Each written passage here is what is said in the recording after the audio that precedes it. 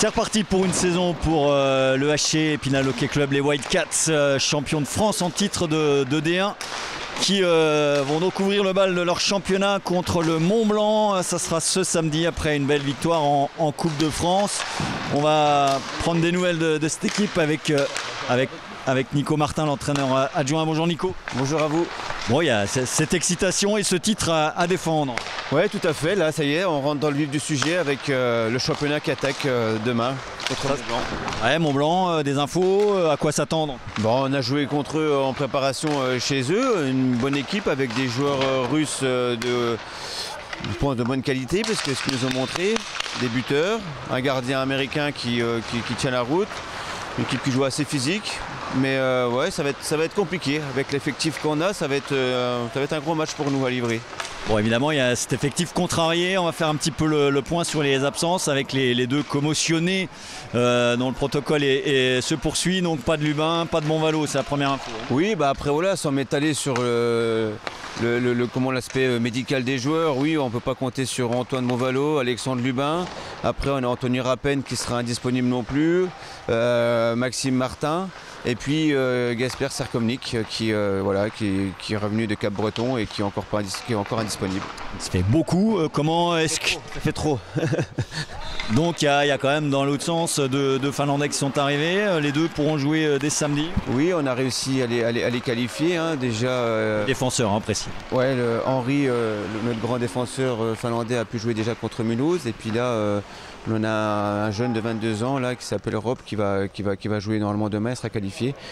Donc au niveau de la défense, voilà, c'est pas trop mal. Mais voilà, à nous d'être compétitifs et puis que les jeunes aussi, là, ils vont avoir du temps de jeu demain. C'est bien aussi pour eux. Ça rentre aussi dans notre process de formation aussi maintenant, hein, de mettre les jeunes sur la glace pour qu'ils nous apportent quelque chose. Donc voilà, l'un dans l'autre, on va tout donner pour ne pas avoir de regrets à la fin de ce match-là. Et puis voilà, je pense qu'on va quand même être compétitif. Et puis il faut pas, voilà, on ne cherche pas d'excuses. Voilà, c'est les aléas du sport, même si c'était vraiment pas calculé tous ces blessés là. À voir. Bon, on va pas forcément vous rassurer en disant ça, mais il vaut mieux que ça arrive maintenant qu'en février. Oui, parce que dans le protocole, normalement, c'est des joueurs qu'on devrait récupérer à plus ou moins long terme. Donc ça perturbe là, parce que c'était ces joueurs-là auraient dû être là, c'était prévu comme ça, septembre, octobre, tous ces joueurs blessés auraient dû être là. Puis encore une fois, à domicile, chez nous, on est champion en titre, voilà, on se doit de tout donner. Un mot spécifique sur le gardien, donc Jimmy Darrier, qui pour l'instant était arrivé pour être quand même plutôt numéro 2 si Antoine Montvalo était apte, qui donne totalement satisfaction, on peut le dire. Ouais, pour l'instant Jimmy vraiment, comme on dit dans le jargon, il fait le boulot. On a pu voir à Mulhouse que le score ne reflète pas le match, il nous a aidé vraiment, on a eu des 2 contre 1, des 3 contre 2 où il a été solide, il nous a tenu dans le match. Donc j'espère que voilà, c'est bien parti pour qu'ils tiennent la baraque. Donc vous ne prospectez pas clairement pour trouver un autre gardien? Pour l'instant c'est trop tôt, il faut que le championnat commence et puis on va voir un petit peu les lacunes qu'on a. Et voilà, on s'exclut aucune piste maintenant et puis on avance un petit peu en ce moment au jour le jour. Mais voilà, dès que le championnat va vraiment démarrer, on va pouvoir voir vraiment l'état de forme de chacun et puis voir Jimmy à son niveau, quoi. C'est compliqué vu le contexte, mais il faut qu'on vous pose la question. C'est toujours la même chose en début de saison. Quel sera l'objectif des Wildcats cette saison? L'objectif pour nous, avec l'équipe qu'on avait imaginée avec Yann, c'était de défendre notre titre du mieux que possible. Et je pense qu'on voulait essayer d'aller dans un top 4. Mais là, au vu des circonstances, je veux pas. Après, je cherche pas d'excuses, mais je pense que voilà, je suis réaliste et c'est un peu plus compliqué avec l'équipe qu'on aligne. Donc on est en train de revoir. Le but vraiment, c'est de faire les playoffs parce qu'on sait qu'en playoffs tout est faisable et puis que voilà, quand on va récupérer tout notre effectif, je pense que là on pourra vraiment se fixer des objectifs, un top 6, un top 8 ou plus, on va voir.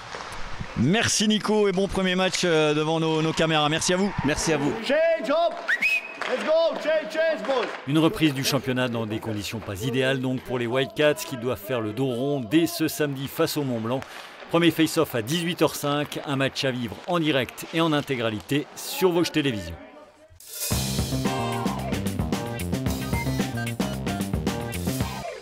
Dans le reste de l'actualité sportive, du football dès ce vendredi soir pour le SAS en National 2 qui accueille le leader invaincu de sa poule, Thionville-Lusitanos, qui reste sur 5 victoires consécutives emmené par plusieurs anciens spinaliens. Objectif inchangé pour les Boutons d'Or, surfer sur leur dynamique à l'extérieur pour engranger une première victoire à domicile. Coup d'envoi ce vendredi donc à 19h30 au stade de la Colombière. En N3, le Estaon à la relance après 2 défaites d'affilée en championnat et son élimination en Coupe de France se déplace samedi chez la réserve de Sochaux. Handball, après une lourde défaite 39-29 le week-end passé à Chevigny-Saint-Sauveur et avoir perdu les 3 points de leur victoire à Vesoul pour un problème de licence, voilà les Spinaliennes avant-dernière. Réaction attendue pour la réception de l'entente Saône-Mamirol pour le compte de la 4e journée de National 2. Début de la rencontre à 20h au Palais des Sports, Émilie Wolf.